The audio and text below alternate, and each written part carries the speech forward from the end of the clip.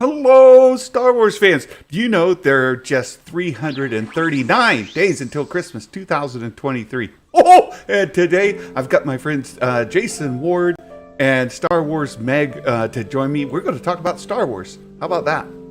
That'd be fun. I would have thought. I thought this was a Star Trek channel. I know. Well, the popular thing today is to talk about Marvel, so we should probably pivot and just talk about, Ant-Man. Why is he so tiny? It's weird. It grosses me out. Right? Right. I don't know.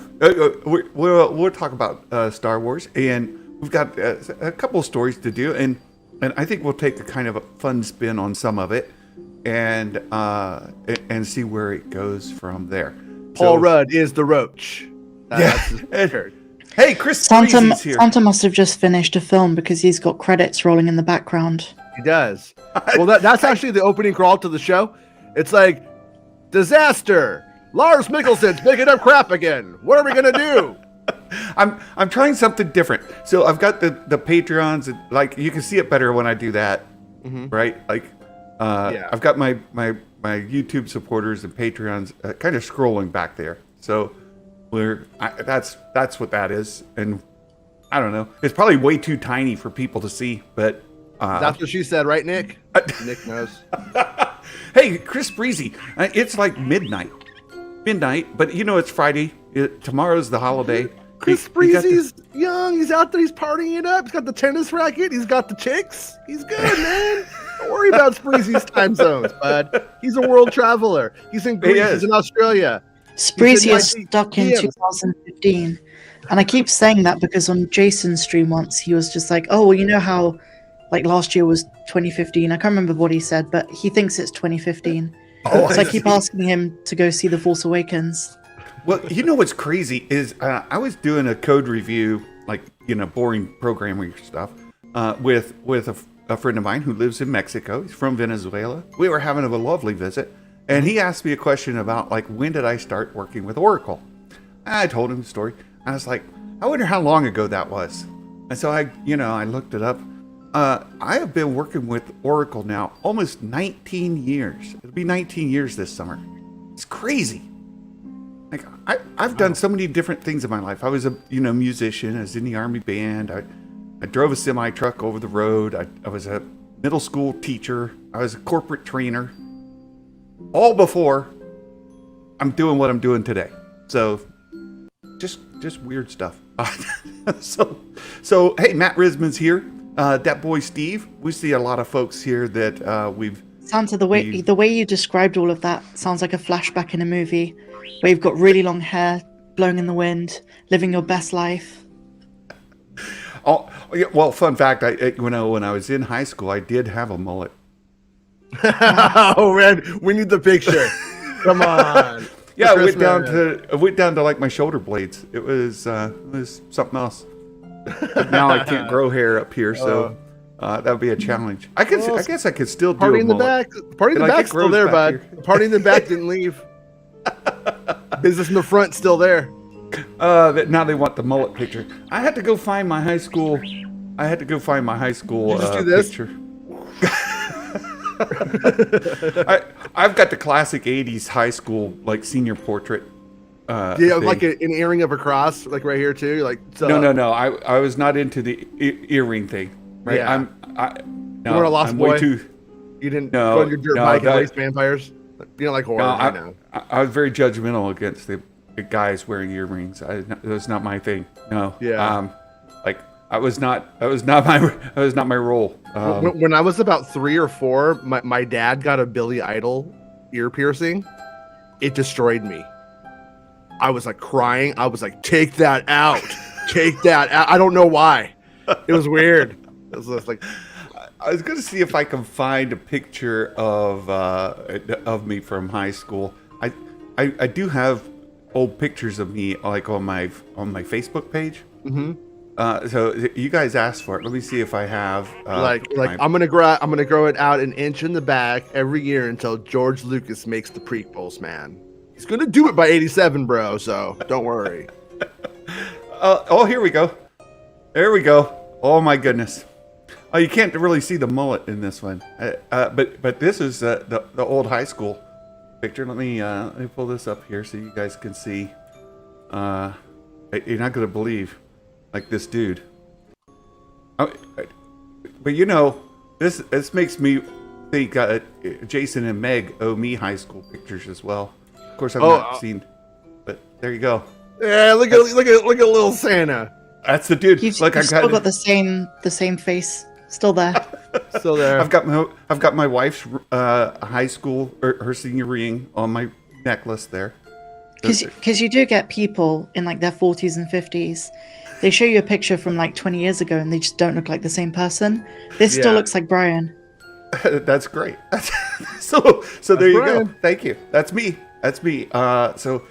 Anyway, we've been having fun. Star Wars news. There's that's not the mullet. I know that was pre-mullet. Dude, Facebook is terrible now. I don't. It's like the least intuitive app in the world. I don't know how anybody uses this stuff. David Lindelof. So our friend Bespin. No, Spreezy. Published Spreezy. Spreezy did it.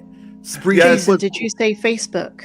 Yes, Facebook. I deleted Facebook in 2015. Spreezy can attest to that because he's still there. I know. If I didn't have like 45,000 or something followers on the Making Star Wars one, I would delete it too. Trust me. I'm not a fan. Delete your Facebook. I feel like you just said that to tell us how many followers you have. No, I'm saying that's why I'm an idiot. That's why I'm a corporate whore who's like, oh, you give me 45,000 followers and I won't delete you. So that's just the truth. So Bespin gave us this story. Spreezy gave it to us. Bespin wouldn't credit him. I don't know why. Bespin Bulletin gatekeeping. Sounds we've got to keep things very, kid friendly today because we've got some university students watching us, according to the Sabersmith. Uh-oh. And I know they're over 18, but you never know what people's sensitivities are. People in college, you never know what they're doing. Well, you never know. Like my own kids show up in the chat sometimes. Dad has to keep a little bit of reputation. So Jeff Schneider has been talk about. There's a female lead. There's a male lead. No, wait. I think it's a female lead again. Well, I'm not sure. Maybe it's a male lead. Why can't it be like a gender fluid lead? So all of the reports are right. It's just no one can work it out. Well, that's a possibility. But so he just, going, I don't know. There's a lead. It could be male, could be female. Not sure. Person of color. Whatever. So it has now been kind of sorted out. There's a male and female lead in Lindelof's movie. Great. I think we're kind of talking before the show started that the actual news becomes that if what he's saying, what he appears to be saying is that they've cast both the female and the male lead is what would be the big story to it, right? Yeah. Because I mean, what movie doesn't have leads? Ooh, yeah. And how many of those? Like I think Meg said, what about a gender fluid lead? That would maybe be a story, but a person of color lead, whatever. We have one in the Acolytes, don't we? Who is it? Yeah, we do. Amanda Stenberg. Amanda. Mm-hmm. Yeah, but who are they? I think that's really the question. Who are our leads for Lindelof's movie? Do we know if this is definitely post Rise of Skywalker? I don't think so. Or is that just like a theory? There were rumors about it. No, it's definitely post Rise of Skywalker. It's been hinted at the trades, and then when I've been talking to some Lucasfilm cats, they talk about it in that same tense. So yeah, and the stuff about the opportunities. So here's the thing to remember. When the story showed up in the trades, it was not announced by Lucasfilm. So if anybody says it was announced by Lucasfilm and they act like it was, you know that the story's already false, right? You know that they already don't know what they're talking about. But on top of that, where they're kind of accidentally right, because the broken clock is right twice a day, is that what hit the trades was akin to a press release. But it was like, we don't want to officially do it yet because we want to save it for Celebration. But hey, trades, just so you guys know, and because it takes place then, anything from the sequels could happen. It's not going to, but anything could happen, you guys. It was like a pitch. It was like get excited at the possibility, but we're not promising you anything. So everybody thinks like Rey's going to show up, and maybe she will, but she's not the main character, and it's not the point at all. It could just happen because it's at the same time. Just like Luke Skywalker could show up in Ahsoka, but it doesn't mean he's going to. But then what's the point of having a post-Rise film and not having some of those characters? Because you have hundreds of thousands of dollars of toy molds for First Order stormtroopers. You have a theme park set in that era. You're just designed that whole era, and you're not done. And honestly, if they were to go and they were to start, like if they went to go design 30 years after the Episode 9 film, 30 years after, what are they going to do? They don't know. How is it going to look? Art hasn't moved on enough. So if they go and they design in the future for it, it's not really going to move forward very far. And they also don't want to move too far from the well. They kind of want it to sort of look like that Star Wars stuff that we know. And Episode 9 sucked, and they know it. I mean, sorry. I mean, if you love it, I respect your right to love it. They are not happy with it. Internally, no one was. And so this is about somewhat the fandom-y, menacey part of this. It is a little bit about salvaging what Episode 9 left behind. You know what I mean? It makes Rey, Finn, and Poe, when they do get to come in and have big character moments eventually in this new series, it sort of redeems them. I kind of love that, though. Mm-hmm, I kind of love if they're doing that. I watched The Last Jedi again the other night, and I was like, I wish The Rise of Skywalker was a bit different. I wish there was a sequel to this that I could genuinely love. And I'm kind of hoping they'll do, you know, what Jon Favreau and Filoni are doing with the post-Return of the Jedi era, but with the sequels, just kind of give us some more flesh. Yeah. Let me just add, there's a question and a point, right? So the one point is doing post-Rise of Skywalker means that there's no contingency plan, there's no Palpatine, there's something else, whatever that is. They have the sky's the limit. They can make up whatever they want to be the crisis or the whatever, right? Hey, Cube Gaming, good to see you too. Welcome. Oh, good to see you.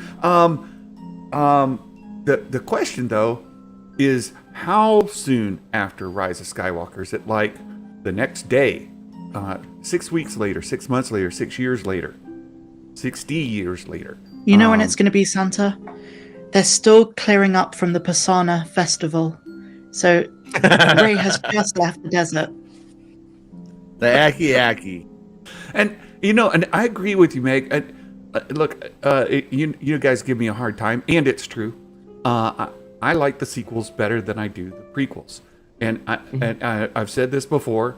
I like all of the sequel movies better than any of the prequel movies. That's just me personally. Yeah. It's subjective. It's me. So Rise of Skywalker, I still like better than Revenge of the Sith. I know it's crazy. It's insane. But at the same time, I was disappointed with Rise of Skywalker and how it followed up on The Last Jedi. Not that I think it's a complete garbage movie. It just disappointed me in many ways. I agree with you. And I am anxious to see the character development. I'm anxious to see what they can do in that era. And I'm actually very optimistic for what they can do after Palpatine's no longer part of the picture. So, hey. I think it might connect to what Kira's doing earlier in the timeline. I'm not saying Kira survives until that era, but spoiler warning for The Hidden Empire, she's trying to revive some old Sith Lords.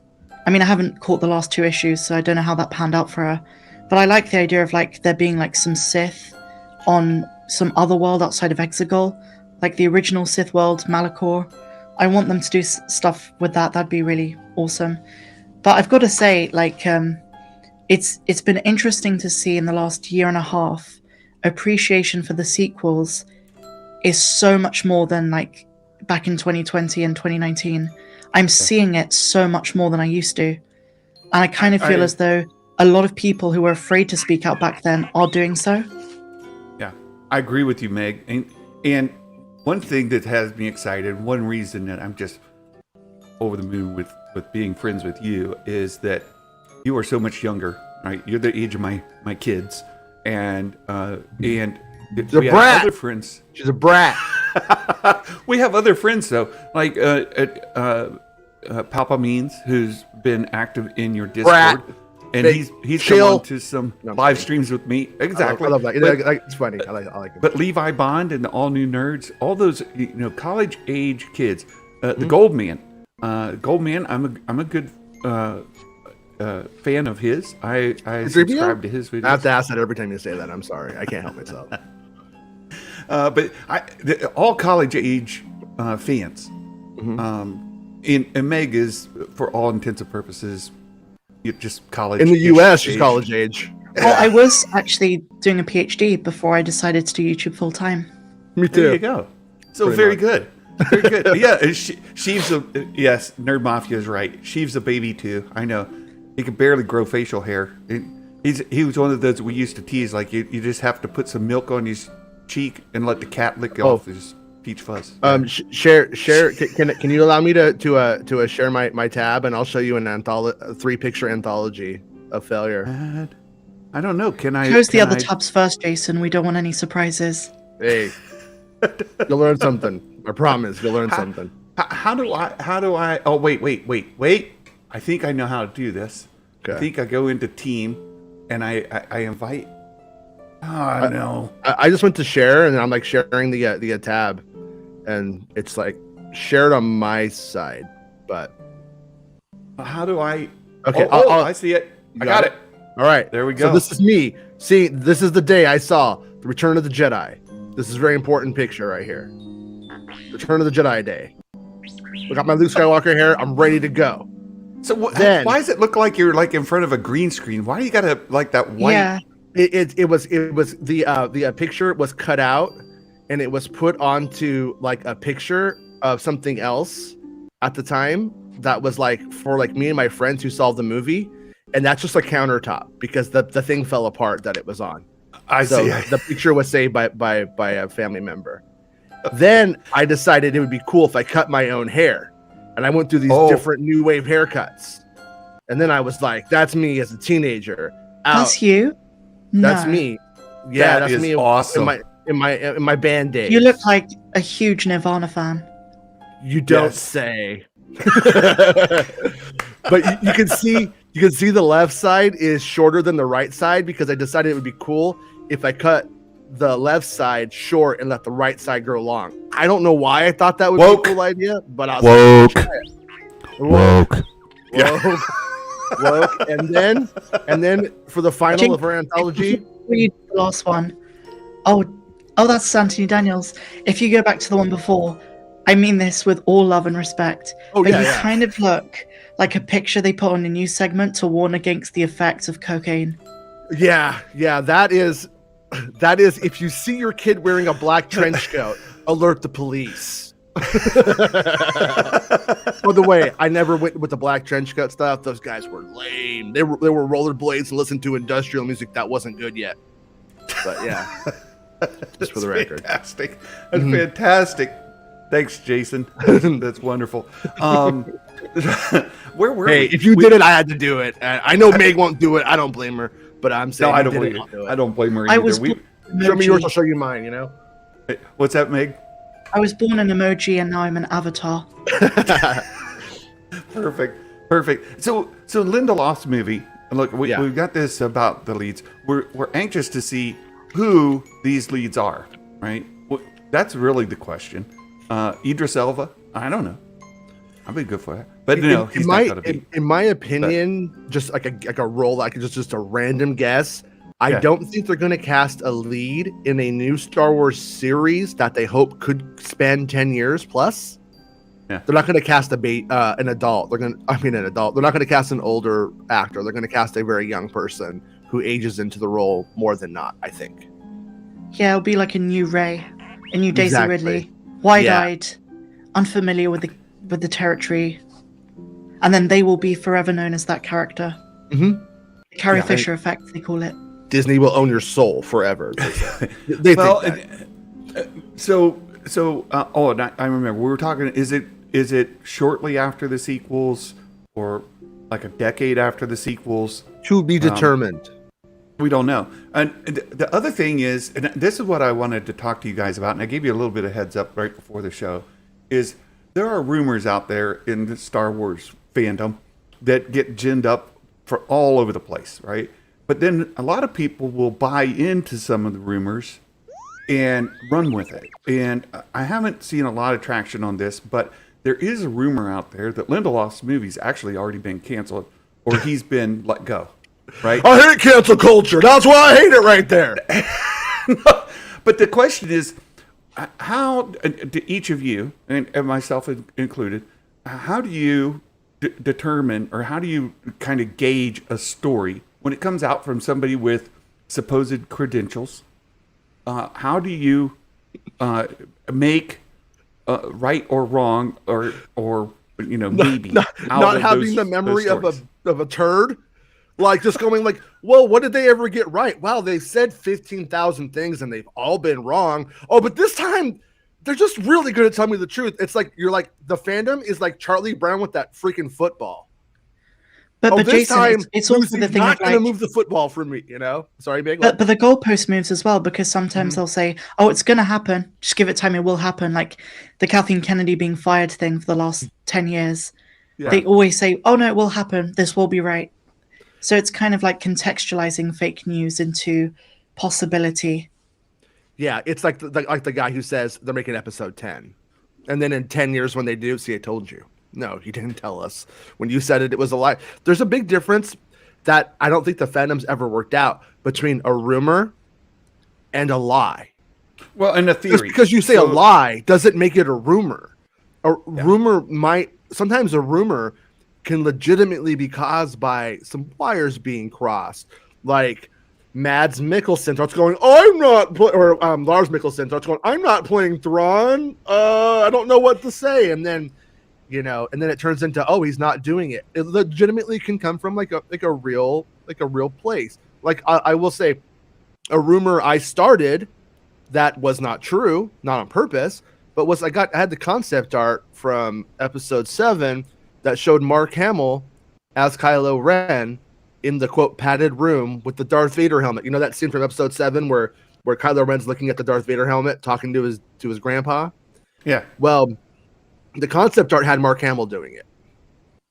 So I get that concept art and I'm like, hey, I think Luke Skywalker's the bad guy in episode 7, like one of the very first things I ever reported. And I'm like, look, I'm not making it up. Like, it's real. Like, this is real stuff.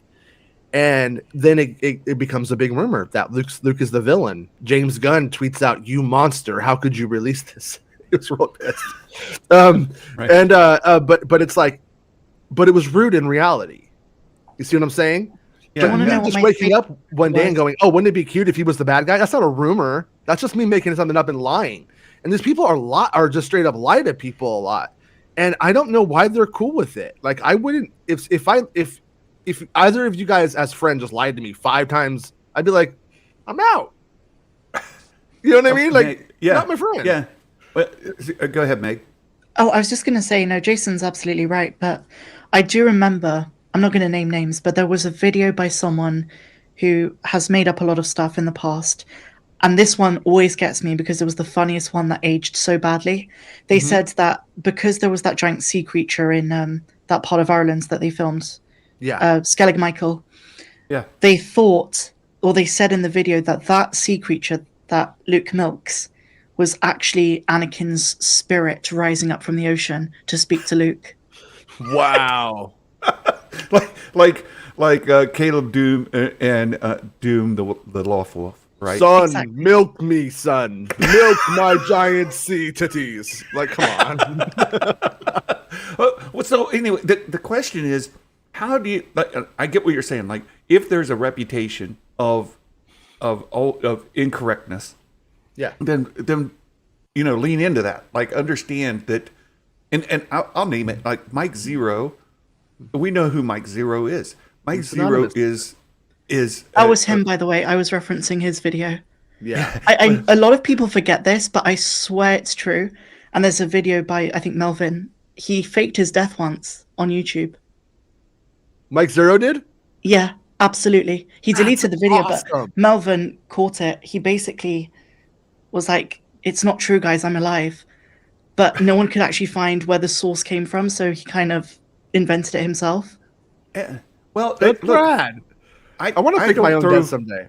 I really don't throw shade at Mike Zero. He's making a living, right? The guy's working. No, throw shade at him. He's lying. He's But- lying. but- It's but not. look, it's not honorable. It's not like making a living through lying and cheating, and deceiving is not honorable.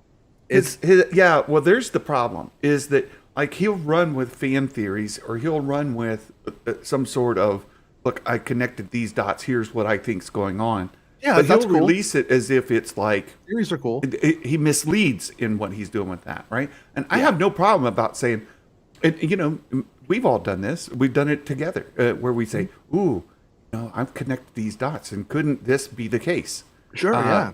Meg, you mentioned have one sort of in your video today, even where the guy wants to be in Star Wars. Yes. He would love to be in Star Wars, and he would love to be a particular character in Star Wars. And you're like, oh, how could this happen? That's a great, hey, that's all awesome. That's what fans should and do. But so when you get somebody like Mike Zero, whose reputation precedes him, right? And he's working. When you watch his videos, take it as what it is, right? But what about other sources? So you guys get stories. People send you things. People contact you. They do me too. And how is it that do you work through that information? It's sort of a public service here, right? So how do you work through that information? If you see something on the internet, is it true or is it not true? You mean how do we synthesize our own sources, or how do we synthesize information read on exterior sites? The second, the latter. Yeah. Well, personally, I usually hold it up against what I know or what I've heard, and then if something like lines up, so it's kind of both on that front. But at the same time, you can really, number one, usually people should follow back to the original source of something. Yeah. Sometimes people will cite an article, citing an article, citing an article, citing an article, and you got to go like down like 4 levels to get to the original like source of that story. And then when you get there, then you look at it and you're like, oh, here's what they actually said. And then also, like, for instance, the rumor that the sequel trilogy has been canceled. Well, that person who made up that rumor, just pulled it out of their butt, thrown it under the wall, just splattered it onto the wall, goes and says, Kathleen Kennedy announced Lindelof's trilogy. No, she didn't. They never did that. You just don't follow along. You just don't really care that much. You just make stuff up. So right there, that should be your number one thing. When like one of the first things is wrong, and it's like, and when I say first things wrong, like if they got some lore crap wrong or something like that, you can let that go because that's just like nerd stuff that keeps going, it's like whatever. But when you're thinking like an industry-based historical fallacy, at that point, you just go no. And right. it's not like a skill. Some people are really good at it. Some people aren't. But synthesizing information about what's real and what's fake. Yeah. But it's just it's like there was a story I don't remember about the sequel stuff, and I like laughed when I heard that stuff originally, like about the sequel, about Lindelof stuff, about how he's like a writer on the skids. He's one of the highest paid. I don't care if people like him or not. He's one of the highest paid writers in Hollywood. Like to go in and to act like he's like on the ropes, like it's stupid. And then it's somebody in the industry who is on the ropes saying that about him, which is also funny onto itself. Yeah, let me ask Meg. I'll ask you a direct one. So today you reported the number of episodes in Skeleton Crew, right? Yes, It's eight episodes. it is. So just peel back the onion a little bit. Tell us how you find that and how you have any kind of trust in that source. I went to IMDb when someone told me that David Klein and Sean Porter were the confirmed cinematographers for those episodes. Then I went to their social media accounts and put two and two together that is something that they've acknowledged they're part of. And because there was only 8 of them, and given the fact that the Mandoverse is usually, apart from Book of Boba, segments of 8, Ahsoka's 8, Skeleton Crew's 8, Mando's 8, that's deductive reasoning from that. There you go. It's like Mark said up there in the chat, right? It's critical thinking. That there's a trick, and I want to kind of close this topic out with this advice, right? If a person, you can kind of see when somebody is setting up a straw man or when they're gaslighting. You can see it when they say, let's make Kathleen Kennedy is going to be announced Monday, during Monday Night Football, that Kathleen Kennedy's been let go from Lucasfilm. And I've got sources. They've said it. It's happening. It's been decided at 100%. And if it doesn't happen, it's because she's got dirt on them. Oh, when they've written their escape from the rumor into the article or into the article. Yeah. And so what they say then is like, this is 100% true and it's happening. Mm-hmm. But if it doesn't, right, you can see that. And specifically in some of these stories that have come out in the last week, when you read them, and like Jason said, go back, right? Go follow the links, right? If you start on the Direct, or you start on Star Wars Newsnet, or you start on Bespin Bulletin, and you say, "Oh, it's actually Spreezy." I mean, that's Bespin, he'll cite Jason, right? And you just go back to Jason, and you look, is Bespin reporting Jason correctly? So, but anyhow, if you follow those back. That's an important thing right there, though. Like, if Bespin's telling you something, it's more than likely somebody who has synthesized the information for you that you can trust, for instance. Exactly. But you learn that, right? You don't have to take Jason's word for it or Meg's or mine, right? Mm-hmm. You can learn that yourself by using some critical thinking skills. And if you go back through some of these stories that have come out in the last week, and you go back to their origins, read it with a little bit of criticality that says, oh, this is 100% happened. Kathleen Kennedy's going to be fired during the Monday Night Football game. But if it doesn't, well, then you can throw it out. Yeah. Because what they're doing is they're setting themselves up as an insider with unverifiable news. It's fake it till you make it. I do think you're forgetting a huge part of this, though. Mm-hmm. Do people actually care if it's true? Some fans do. But there's a reason that people who peddle exaggerations, and if you want to call it fake news, there's a reason they still have an audience and have viewership. I kind of feel as though there's a market there for wishful thinking based on things that could be rooted in reality or not. But they'd rather hear. It's like what we were saying the other day in the chat. Where it's like what Mr. Beast said. Sometimes it's the game of say the interesting thing over the true thing. I hate that so much. You're trying to gain an audience. That's so disgusting to me. That offends me to my core. But it's true. I mean, I love that Meg's living in reality, right? It's true. Well, yeah, but they're also not. They're lying.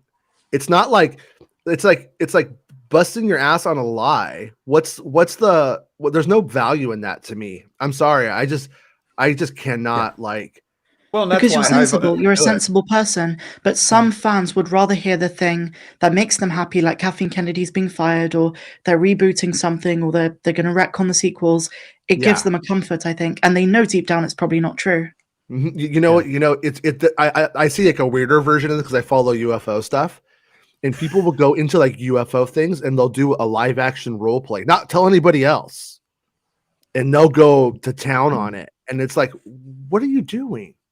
What is there's absolutely no value in this. It's like you hate something so much that you want to.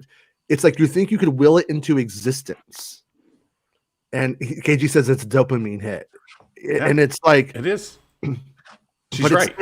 It's like I guess it's like the people who like go to Hooters and are like, pretend that you like me, pretty girls. I mean, no, I hate that. You remind me so much. Anyway, I don't want to chase the rabbit. Yeah, down the hole, yeah, but a friend of mine called me one time in the middle of the night. It's like 1:30 in the morning. Right. He called me, and he had just left the strip club, and this girl was hitting on him. She's a dancer, right? Yeah. And I think she loves me. I'm like, oh, dude, it must be love. I don't know why, but I believe him. Speaking of Bespin, we got his baby picture right here. There he is. Somebody DM'd that to me, right? There it is. I'm telling him we're showing your baby picture. Yeah, we're going to leave it up until he shows up in the chat. So there you go. Bespin's baby picture. It's I have a secret source who knows Bespin, and he went to Bespin's mom and said, "Hey, could you give me a baby picture of Bespin?" She said, "Sure." Mm-hmm. And so they sent it to us. Right there it is. Nick. No, it wasn't Nick. All right. People have been asking him, am I Bespin Bulletin? I see the resemblance. I see the resemblance. And this is the segment of that news story I was telling you about, where the reporter's like, let's catch up with Jason now. He's been 10 years clean. He's got his own website, and he's doing well. I opened up MakingStarWars.net, and I stopped turning tricks after I fell in love with a guy at a strip club when I was giving a dance. They didn't think I really loved him, but I did. I love it. So look at Dustman's little baby body. Look at his little baby body. It's adorable. Little baby. While we wait for Bespin to show up in the chat, I think is he here? Yeah, he's here. He said, no, "Hey, I haven't seen him yet." 9:37. Oh, there he is. Okay, we can take down the picture now.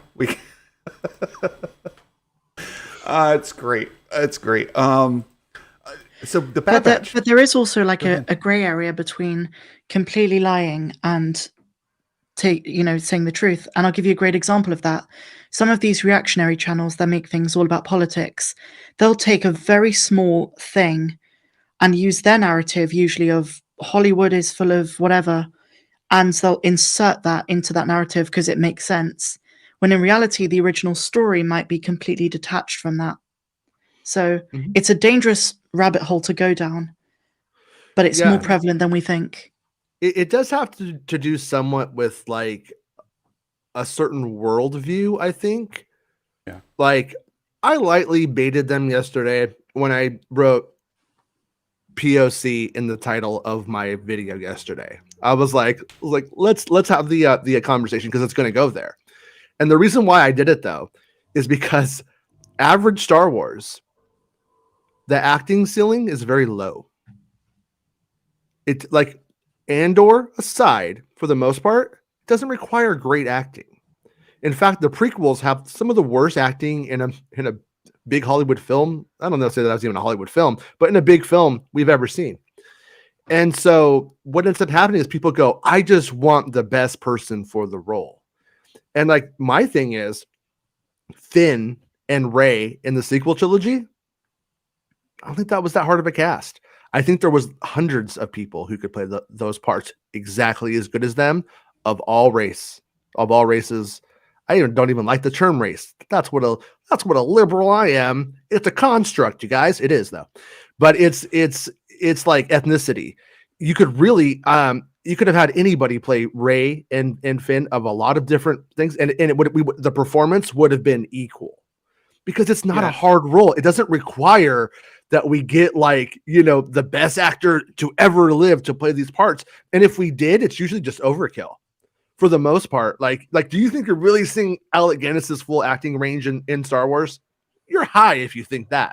Like, no, because I would slightly disagree with you, Jason. I definitely agree in the sense of like Andor had better acting, and generally speaking, the trilogies didn't require the best. But when you said Alec Guinness, I've seen quite a few of his films, and I think as Old Ben, that was a very strong performance. Not in terms of acting ability and talent, but in terms of doing the role exactly how it needed to be. Yeah. Because that's all you need to reach is that mark. But I do agree with you. Like, I think Daisy Ridley's a much better actress than Liam, some of the prequel actors. But yeah, like if you watch Attack of the Clones, it's kind of cringe sometimes to see Natalie Portman early in her career and Hayden Christensen. Look at Ewan and Natalie and almost anything they did that wasn't directed by George Lucas, and it's worlds better. Like Ewan especially, and so where I'm going with that is, at a certain point it becomes political to pick a white person by default. That is inherently a political choice. You know what? I'm just going to make white default, and that is as bad as going, you know what? We're going to try a person of color. There's absolutely one thing isn't worse than the other. They're both like, actually, like if you think it's just unfair, then you do end up going, who fits, right? But when you have, I'm a 20-year-old. Could you expand on that though, Jason? How do you mean it's political? Because you could argue that if they decided to do the reverse. Because if anything, if you're deliberately going out of your way to cast someone of a certain ethnicity, that's almost exactly the same. That's what I'm saying. Yeah. So if you decide that white is default, though, that is inherently, I think, worse than deciding everybody gets to try. And when everybody gets to try, then your odds of it being a white lead, I think, diminish significantly. Well, I'm not sure, and I don't want to chase that too far into the political side of things. But also, Dominic, has Daisy starred in anything since Trust? Yes, she has. She's been in several things. One she did was the Orient Express, which was probably a display of her acting prowess that is still in development. Let's put it that way. Try to be kind. And I heard some discussion about this kind of thing. Like, we decide we're going to cast somebody of color because we want to, for whatever reason, agree with it or disagree with it, whatever. I don't want to get too far into should they or shouldn't they, but rather just kind of accept a decision's been made. We're going to hire a person of color. Great. They go out and find the best person of color they can find, whether it's somebody who's Latina or Latino or African American or Asian or, whatever the case might be. That's fine. Then can they perform? And I think what you guys mentioned, like Daisy, or go back to the prequel era, some of the actors cast in that weren't necessarily the best actors of their day. The bar wasn't that high, and their careers kind of launched from there, or died. Either way. Here's the thing with the race thing. Like, we have a long way to go, because I want to be careful with my words, but we have a long way to go. There does need to be way more equality, especially in these fields, and everyone should be given exactly the same chance. But I often find it very, how do I say this, very funny that the people campaigning for this stuff aren't the people themselves. Like, I'm an ethnic and a sexual minority. Mm-hmm. I don't give a flying crap about being represented in media. I enjoy it for the characters. That's just me. And I know not everyone's the same. But No, I kind of feel I'm the same as a white like, guy, where I'm like, I don't care if I'm not the white guy on screen. I'm okay with, like, it's the same thing, right?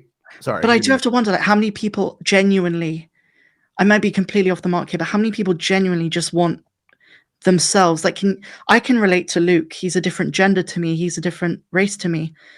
But I can relate to his character, or Anakin, or Padme, or Rey, or anyone. So Right. I'm actually curious, do people actually genuinely care that much about those things? Oh, Meg, another reason I love you so much. I have the same question all the time. I think, well, maybe it's because I'm a middle-aged white dude that I just don't care. I do not understand people who say that it matters to them. Like, I didn't relate to Star Wars until whatever, till Daisy Ridley was a Jedi, or I didn't relate to superhero movies until Black Panther. Like, because of the race, gender, identity, whatever. Because of that, I'm like, well, wait, shouldn't it just be a well-written character that associates with the values, character attributes that you associate with, not some sort of superficial cover that's on them, right? Being that they're white, black, Hispanic, whatever. Like, what does that matter? I do not understand why that matters. I think it ends up mattering when, for instance, like my kids like anime, right? So they're just watching what they know are essentially Japanese people all over their cartoons. It doesn't mess with them, but I mean, they're kind of little white babies, so they kind of have a lot going for them on that front already. But I think that the big difference when it comes to like these people that cover Star Wars and flip out about it is the fear of being replaced. I don't think you have that fear. I think you know your value. So I think that you don't go around. So when you turn on a Star Wars movie, you don't think like you've been replaced. You don't see something that you're inherently afraid of all the time. And like, that's where all of this is political, whether people want to acknowledge it or not. And they think it's like forced diversity. But once again, it like I said, it flows both ways. If one thing is wrong, then the other thing is wrong too. If it's wrong to decide that white is default, it's also wrong to decide that we're not going to cast whitey, we're going to cast a person of color. Like once you take that perspective, then you're now like actually like saying that one thing is default. That's the irony of the whole like concept, I think. But it does. I do think that like if you lived in a world where you like in the 80s, all you saw were white people. Right. And then when you were the brown kid, you were like, oh, Lando's like me. Like I'm at least seeing something. I don't think it needs to look like a junior college application, pamphlet in movies all the time. Like if however it shakes out, but the casting is how it should shake out. But at the same time, these studios are oftentimes like the CEOs are overwhelmingly usually white people, white men, and that they do sometimes make the calls because they end up seeing themselves in that. That's what we do, though. It's not like I don't think it's wrong, but it is something that we do that you got to like kind of be conscious of. And Disney, though, becomes conscious of it when they want to sell their stuff in foreign markets all over the world. When you're trying to go and you're trying to sell Star Wars to in South America, it does help to have a brown person in there. It just does. Or they do things like switching up the poster in China because there's a bit of a racist. Or giving us the only gay scene so that they can remove it at the end for some Arab markets in the Middle East. Right. Like it's. I wish if they actually had values, they'd stand by them. But it's all capitalism. It's all to make money. And I'm fine with capitalism, but at the same time, it's just like I'm so tired of it. I'm just tired of it, and I can't. I've accepted that there are folks who care about these things, and for the folks who care about them, live your best life. I just don't. I just want a good story, and I don't care if there's a middle-aged, overweight white guy in it. It doesn't matter to me. I don't care. I just don't care. So I just want a good story. At the end of the day, if they cast a person of color because they have some perceived advantage to do that, good on you. Go for it. And it gets tiresome with fans. Like some fans talk about politics more than Star Wars through the lens of Star Wars, which I think is the wrong way to live your life, and especially if you have political concerns, trying to change the science fiction movie owned by a Mickey Mouse isn't the way to really go about it on either side. Like, go jump the line, go right to the to politics on Twitter. That's where you belong for the most part, you know. Jason, you know what I want? Mm-hmm. If they ever do something with Revan, that person better be non-binary, because Revan is non-binary. Because you could choose the gender, and I hope they just go with like a middle ground, and just run with it. I feel like that would be really cool. But again, that shouldn't impact the quality of the performance of the character. And this conversation becomes really relevant when we talk about bringing Omega into live action, because I really hope they cast a New Zealander. You have both set us up to change topics, get back to Star Wars. Let's do this, because the Bad Batch, we just had Faster. The best episode yet, I say. There you go. Jason, the best episode yet. Not probably the most popular opinion among Star Wars fans. And I say to them, what main story? What main story are you talking about? Are you seeing? Because I don't see a main story.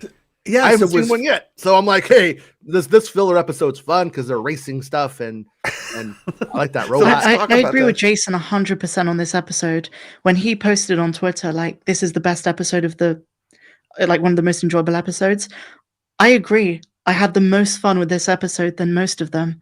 I loved episode 3, but this was like pure fan service, a fun thing, set up Sid's potential betrayal, and it didn't waste a second. Like, it was great. It was great Star Wars. I loved it as well. I had a lot of fun with it. Not my favorite animated episode of any animated project. I didn't go that far. For the record, I'm not going that far. But it was fun. It was fun. And as far as was it a filler episode or not, I guess your mileage varies on it. And to me, I think it's too early to say. I think what I've heard about the series and what I can pick out, if you're kind of told to look for this, you can see it. It's not really been presented as the story yet. Is that the Batch are learning that there's more to existence than mission of the week. They're still in the mission of the week phase, but there's more to the universe out there than this, and we maybe need to pursue that. And we're starting to see some frustration with the mission of the week. We're starting to see some frustration in what their value to the universe is, and that's been expressed in all the episodes so far. Even this one, it was expressed like there's got to be more to it than this, right? Like, this isn't what we're just about, is it? So I think that's where we're headed with it. And so, is it a filler episode? Well, I guess it depends on your opinion, but to me, not exactly, because we do get some character information about Sid. We kind of already knew, but it's been reinforced and kind of brought to surface. And we also see with Tech and with Omega and Wrecker, this mission of the week thing isn't quite what maybe there should be after. Something really great about this episode is they had Omega in there, but she wasn't the main character, and I kind of love that. I love seeing Omega play the role of like someone who plays a very important part in the story, helping Wrecker help Tech, but not having her just be this naive kid who's just the same repeated trope. That was kind of nice. And I do think we've also got to bear in mind these shows also made with kids in mind. So to like a 12-year-old today, or Jason's son, for example, this is going to be what they remember as adults. This is their Phantom Menace.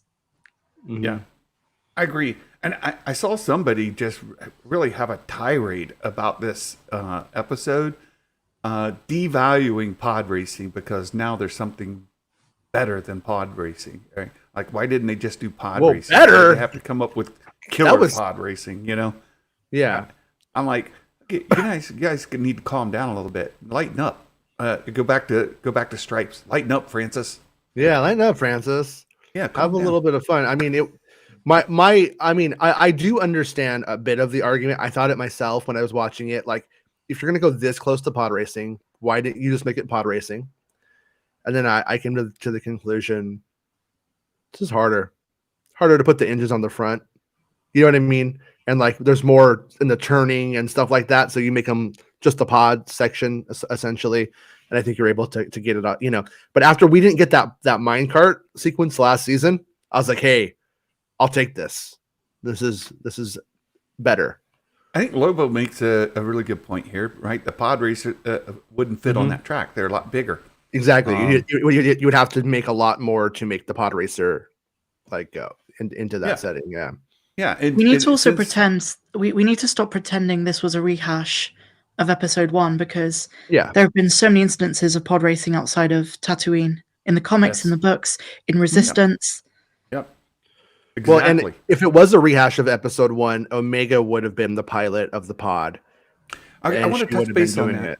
You guys, Will Smith and I have been talking. Will Smith, not Will Smith. Parents just don't understand. That took me by surprise when you said Will Smith. I don't know Will Smith. Santa. I know Will Morgan though. I'm gonna slap you like Will Smith. No. Ouch. Yeah, you should keep Omega's name out of your mouth. Out your mouth. Yeah, Will Morgan. He's like Smith. No, it's Will Morgan. Smith. That's who. I must have been drinking Captain Morgan this morning, I think. No, Will Morgan. I've been talking to Will Morgan about this, and I have all along said that I do. I do not think that Omega is force sensitive, and through the episode, I was hoping that she would not pilot the racer, because then it sets up the parallel between her and Anakin. Yeah. To me, this is just my take on it, and I'll get your guys' take on it. To me, there's a parallel between Ahsoka and Omega for character development. They both were introduced to us as young teens. They both were then put with mentors. Ahsoka certainly with Anakin and Obi-Wan, and she's force sensitive. She's learning the ways of the Force and so on. Omega, not force sensitive. She's put with non-force sensitives, and she also has what's the word? I just said it. Funny accent. No. She also has mentors. That's the word, mentors, and she's learning the ways of the universe. Right? She's learning how to be self-sufficient, or how to. But she's also a heroine of types. Right? Where Omega was a hero, she's a hero. They're both going through the stages of development. They're both being mentored by Ahsoka is Santa's heroine. Mm-hmm. I knew that was going to come out that way. So, but it's just like they're following similar paths, but they're the difference there, right? So the storytelling is following a similar trajectory. I know. And so that's my take on it, is that Omega is the mirror or the parallel to Ahsoka and her story arc, and that we will eventually get a live action Ahsoka. Omega, just as we've gotten a live action Ahsoka. So what do you? Yeah, without going down that like the Joseph Campbell rabbit hole too hard, but it's like in A New Hope, Luke is A New Hope by itself is supposed to be a boy who becomes a man and learns how to fight, right? And in there you have Han Solo teaches him how to fight with stupid brute force, just how to be, use your fist, so to speak. I know me. And then, but Obi-Wan Kenobi teaches him the spiritual side, like how to feel and not think necessarily, and stuff like that. All of these different things. And at the end of that movie, you have where Luke Skywalker is taking a bit of Han Solo and a bit of Obi-Wan Kenobi, and now he's become our formed full hero. He blows up the Death Star, and he's right there. Was a farm boy at the beginning, at the end, he's right there next to Han Solo getting the medal from the pretty girl, right? Like that's like, so he's sort of become actualized, if that was the only thing that was ever made for Star Wars. And then they're doing that same thing with Omega, where each of these different father figures is teaching her how to become, I don't know if woman is the right way to put it, but an adult, a fighter, and Right. an actualized person. And then so when all is said and done, some will call her a Mary Sue, but they're going to overlook the fact that she's taken all of these pieces of the things from all of these other fighters and then become the actual, and like it happens with Rey as well. But they just call it a Mary Sue today because they don't really know story structure or how things work. But Right. it's how So it what do you works. think, Meg? What do you think about Omega's story arc? I what they're really doing don't know where it's heading. I don't think she's force sensitive, but I do agree that she's the next Ahsoka for all intents and purposes of like starting in live action, starting in animation, transitioning to live action. And I think she'll play a big role in the future of Star Wars, wherever that's headed. I think Dave Filoni realized we need someone new who isn't Grogu, who can carry this mantle once I end Ahsoka's story, because eventually it will probably come to an end. Um, I don't think she's got a path that's very obvious. I've always liked the idea of her being a bounty hunter or a syndicate leader, but I don't know. You know, Meg, I like that you say that isn't obvious because I think back to Ahsoka, number one, Ahsoka had everything going against her. And Lucasfilm, George Lucas primarily, was like, no, this is what we're doing. And they invested in her and they built her up until she was a thing. And then she became a thing, right? But when you think back to the Clone Wars era, what did we all assume? Oh, she has to die before Revenge of the Sith. She's not there, so she's going to die. Like that was a given. Everyone's just like, no, she's totally going to die before. She has to die. And then same thing with Ventress. Oh, Ventress wants to be a little Count Dooku Sith, and then then she becomes a witch, and she becomes a bounty hunter. Like they could really these stories could take a left turn just by changing the climate at like any point, depending on what the next thing is. But what I do hope is that if they actually decide to invest in Omega and see her through, because that's what I kind of fear is like Filoni comes up with the character with Jennifer Corbett, right? And then, but will they see it through, or will Filoni just lose interest? And because now he has sort of like a little swath of original characters he's created to play with in live action. And so I'm hoping that Lucasfilm decides like, yeah, we need to keep bringing her into stuff. And I think they've done a good job with like Mando women, especially like we do see them keep popping up and stuff. So I there we have that, but they're also Mandos. She's a clone. So what I fear is that once we get out past a certain point, there's no room for clones and she just falls off. I hope that's not the case. Yeah, I think just as we have Boba Fett in live action, that because she is the but he has the Omega, Mando association, like in the end, Alpha. and she doesn't get that. That's what I'm afraid of for. You see what I'm saying? I see. Like, Yeah. if she links up with Mando culture at some point, she's good, man. She's not going to, she's going to be in there. But without that, there's no like clone stuff doesn't really pop up too much. We see I don't like think she's going to be on the clone side. They've got to bridge her over to mercenary, which very well could be her trajectory is a mercenary, not a bounty hunter, but a mercenary. We haven't seen too many of that type. We have plenty of bounty hunters. We have what if she becomes Han Solo's girlfriend and then Boba Fett's like, you're dating my sister? Right? Well, she's older than Princess Leia, right? You're funny. So but in any event, Fennec Shand is quoted as being a master assassin. So we've got assassins, we've got bounty hunters, but we haven't really seen a lot of mercenaries. And Well, you I say think that Santa, but the Book of Boba Fett sticker collection has Fennec Shand as Boba's sidekick. yeah, that was terrible. That was terrible. What were they thinking? That was terrible. I wonder what they'll have Omega as. Female Boba. Boba's sister. That's crazy. But what about Nerd Mafia's supposition? She's going to die. I think you were kind of No way. That a little bit. Yeah, I don't. Absolutely think no. I mean, she's referenced in Rogue One, so she'll be around for a while. She's referenced in Rogue One in what way? At the Data Vaults, there's a project after War Mantle that's called Mark Omega, and I think that will tie in at some stage. That's my theory. Yeah. I quite like that one. I like it too. And there you go. We go kind of full circle on what we were talking about before. Fan theories. Fan theories are fine. They're good. And I love it. I absolutely love it. The next so overall, your take on Faster. Jason, we know it's your favorite of the Bad Batch. Both seasons? In terms of like fun and action, yeah. From memory, I think so. Meg, where are you on Faster? As just a...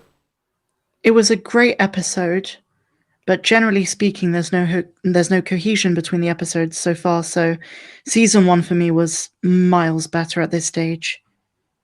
I mirror you very closely. I thought this was a very fun episode. I said before I put a floor rating on it as a 7, and I give it room to go up as the season develops. But this season has not yet developed far enough for me to know.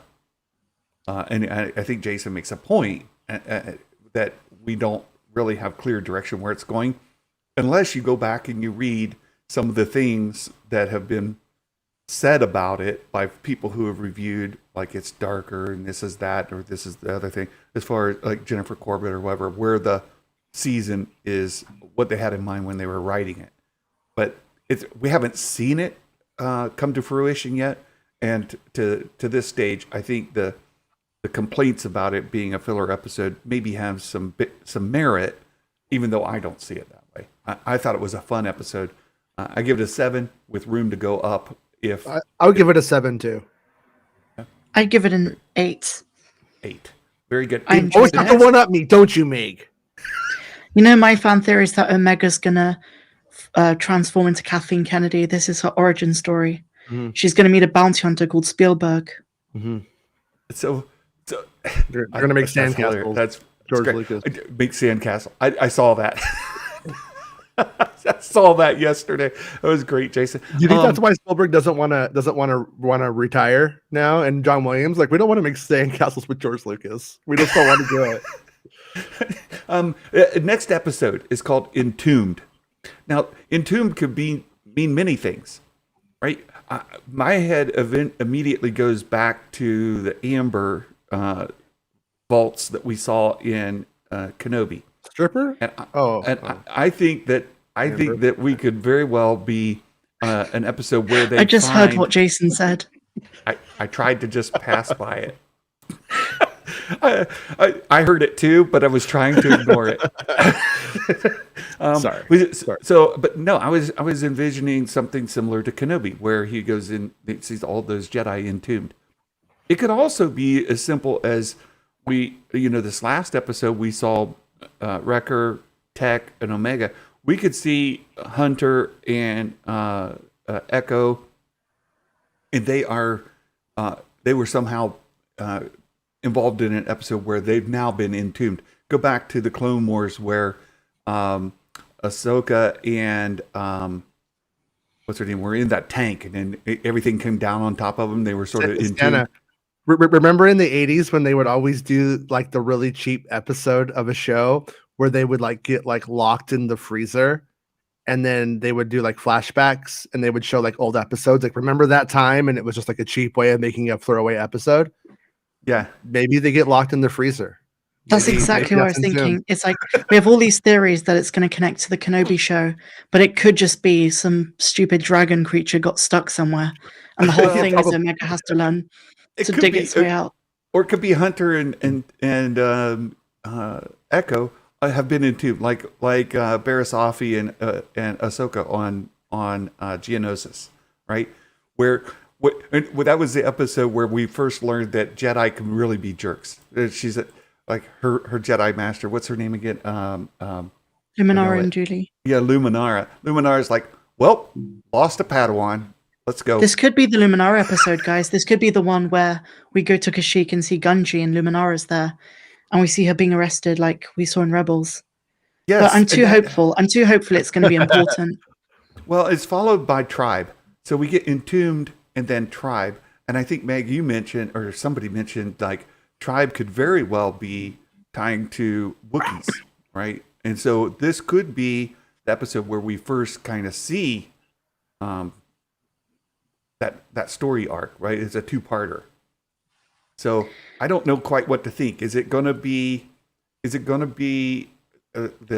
Kenobi-ish kind of, we see Jedi entombed in amber, or are we gonna see like they're just kind of? I think you're hoping for a lot. I've got another theory, and as Jason says, this is hoping for a lot, but this is me.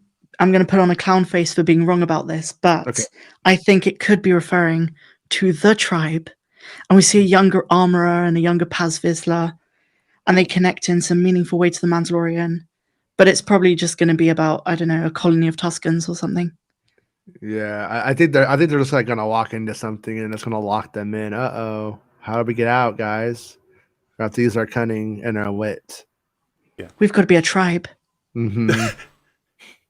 If Gunji dies, I riot. Yes, I don't know if we're going to see. This is the first part of a two-parter. I don't know if it's going to be they're trapped in something like in season 1 where they were in the capsules underneath the water and they had to get out. I don't know what it's going to be. I really don't. I want it to be connected to Kenobi, and we see Jedi entombed in amber, but I don't know. I just want the season to like form up and like actually tell me what we're supposed to be like. The show for me has had really mixed expectations about what they're trying to tell me is the main story. Like I thought last season Boba being the sister was going to like really be something that's like, oh, that's like pretty interesting. And did you say Bloba? Bloba? Yeah, he Bloba did. Fett. I said Bloba. Boba's going to be the sister. That's what he said. Bloba's going to be the sister. Yeah, that's what you. Yeah. Okay.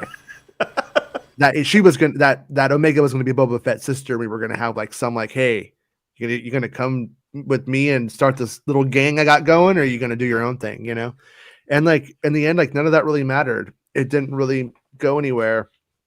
And then you got like Crosshair, and you think like, oh, they're going to work their stuff out. And then they just kind of like, well, they worked it out, and then they just didn't. It's just like they kind of like just like undid it in the end. Like in the end, I think I figured it out though, Jason. Mm-hmm. Although this might be the Bad Bitch episode 5, not the Bad Batch. But so Echo and Hunter are on a mission. They're still not back. Mm-hmm. Omega and Tech having some conversation. Sorry, Wrecker and Sid are at the parlor. Okay. They've been checking each other out for a while. Oh no! And this took a turn. Yeah, I'm going to be very nice about this, but what if Wrecker gets stuck in Sid? Right. Because the morphology and the physiology of this different species, and he's entombed. And then Wanda Sykes comes in and is like, Sid, I loved you. How could you? Exactly. And then it's a tribe. Jason, we got a $10 super chat from Nerd Mafia. He wants a Gunji impression. Woof! There you go. That's my Gunji right there. That's what he sounds like probably now. Most likely. Oh, that's what Chewbacca sounds like. Philip Hawkins, we got to. I suspect he's one of Melvin's disciples. Disney Star Wars is not Star Wars. It's fair for you to have, but it has Star Wars in the name. Bestman's like, I'm out. That's enough internet for the day. No, I am expecting the next episode to involve Hunter and Tech. We didn't have them in the last 2 episodes. I am rooting for it to be connected to Kenobi. Do you think it'll be a side story, like what's going on parallel to the race, so to speak? So, like, do you think that like we won't see them because we're seeing what those guys are up to, or do you think they just didn't need them for the episode and then they all just convene and we go on? No idea. No idea. Yeah. Philip says, interesting statistic. Mando season 3 trailer is 80% from the season 1 trailer. 80% what? 80% of the content? No, it can't be that. Of the views. He's talking about the views on the trailer Views? on YouTube, which is true, to be Well, honest. but it's 3 years in, right? I mean, more than 3 years in. If people are going But that's back and good. watching the trailer. So that's actually like if the season 3 trailer is at 80% of the season 1 trailer, which it's down 80% of views. But try to capture it like a month before Mando season 1 views to a month before Mando season 3 views. You know what it is? It's definitely the fact that Jaina's not in it. You know what? They went woke, they went broke. Yeah, they fired Jaina. That's got to be it. A character no one cared about. It's got to be that. It's gotta be it. That's the only thing I can think of. Yeah, that's got to be it, 100%. But it's got like 13 million views or something like that now. The season 3 trailer, it's doing quite well. Well, that's what Kenobi had in its totality, and it was the biggest show for Star Wars on Disney Plus. So that's actually not a bad sign.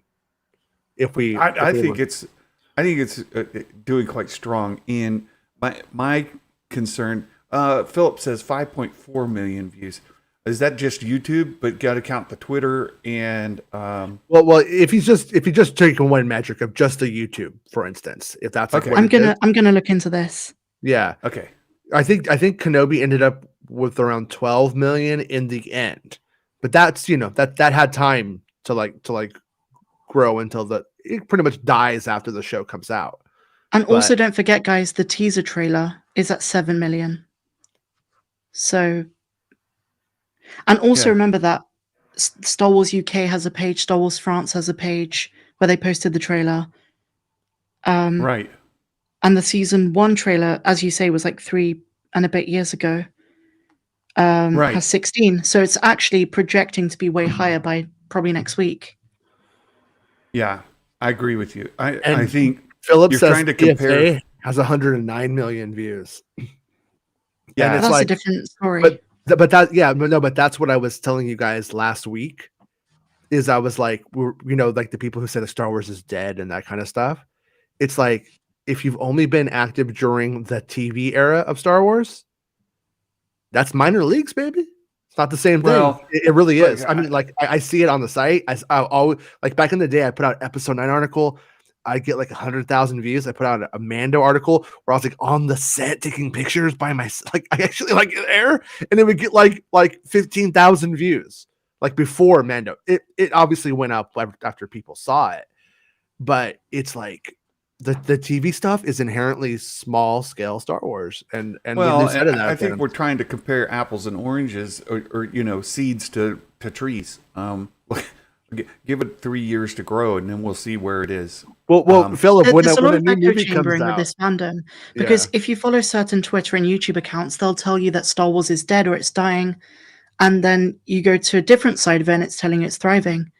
And the numbers of Disney Plus speak for themselves. I really don't think there's a lack of Star Wars fans. And if you're talking about the online Star Wars fandom, those are generally passionate fans. They're not your everyday Star Wars fan. Because when your everyday Star Wars fan who doesn't look at Star Wars news or things on the internet every day, they will absolutely be there opening night if a movie comes out. 100%. Well, Meg, answer me this. How much money did Star Wars make in the theater last year? 0, because people hate it now. Still better than Gina Carano's new film. Actually, Rogue One actually did pretty well. Did so well. Look, I think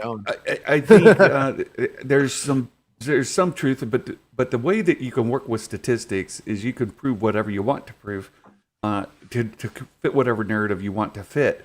If you carve out the data the way you want to, it's really hard to say, okay, what were the views of Mando season 1 trailer a month before it released? What was it then? Well, also other questions too, though. Did Lucasfilm, Disney pay YouTube?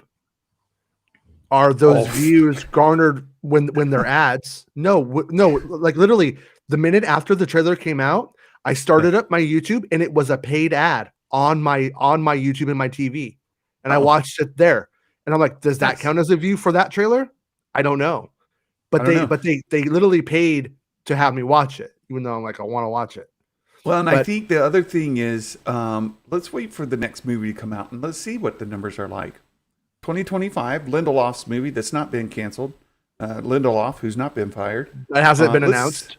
Lindelof's movie that hasn't been announced. That's either. true.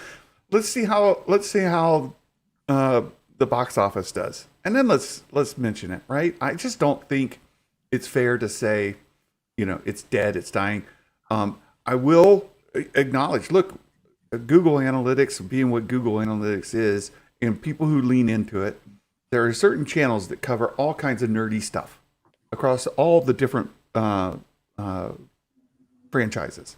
Mm-hmm. And there are other franchises that'll get you more YouTube views than Star Wars will. Marvel, right now. go there. That's where your Right? money's at. So that's the case. Look, it is what it is.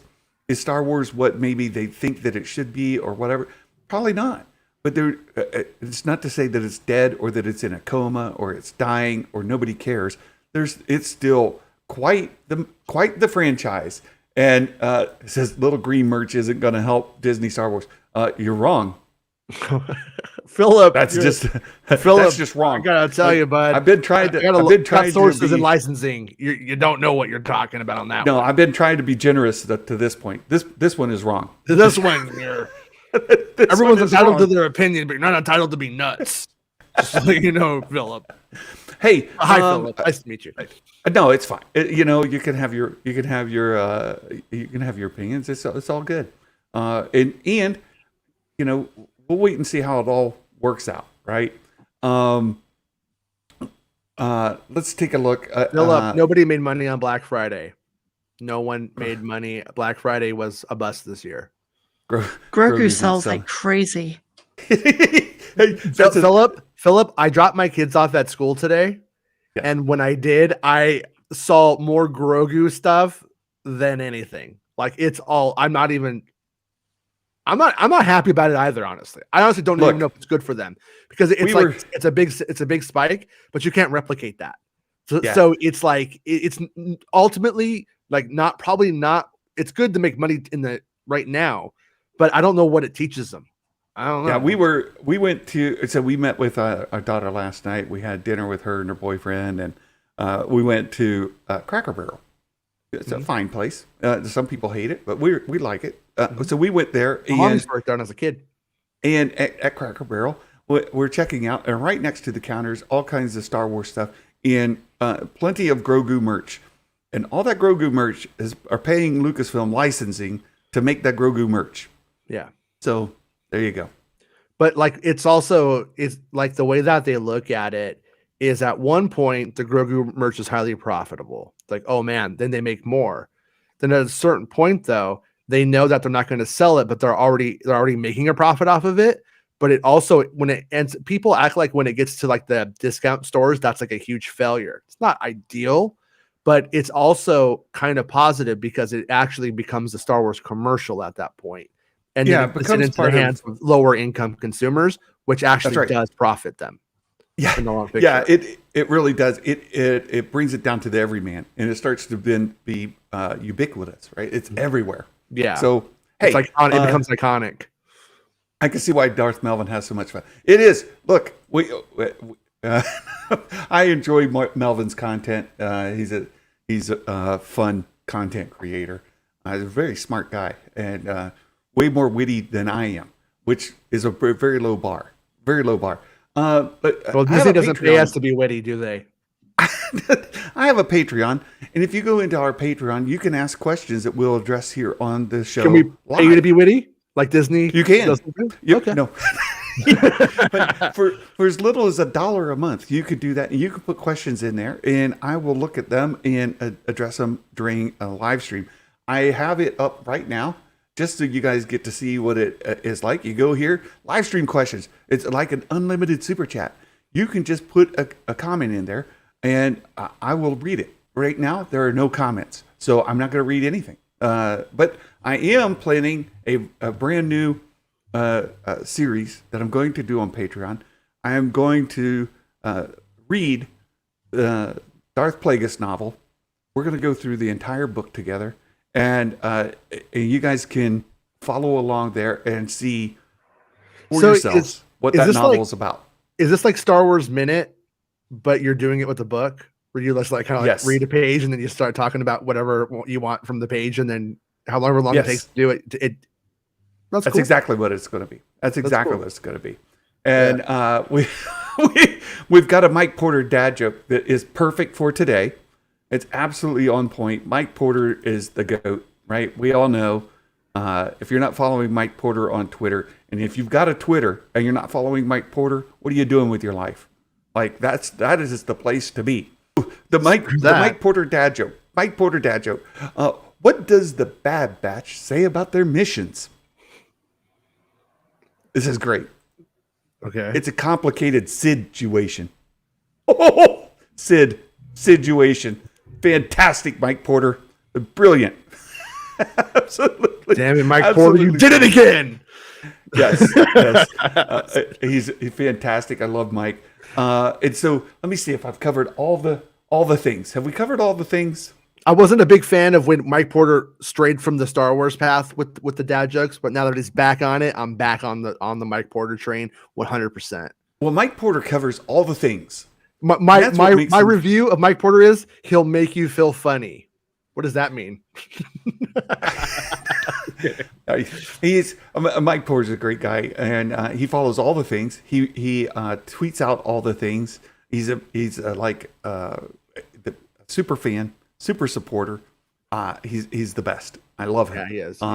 He's absolutely great for this fandom. He's a delightful chap. That's what Meg would say. That's what people in England say. As opposed to Yeah. Sheev, who's a spicy Skittle. He is a I learned spicy that- Skittle. I learned that from Meg. I didn't know what a spicy Skittle was until she called Sheev a spicy Skittle. It's like, oh, there you go. New term. I learned something new.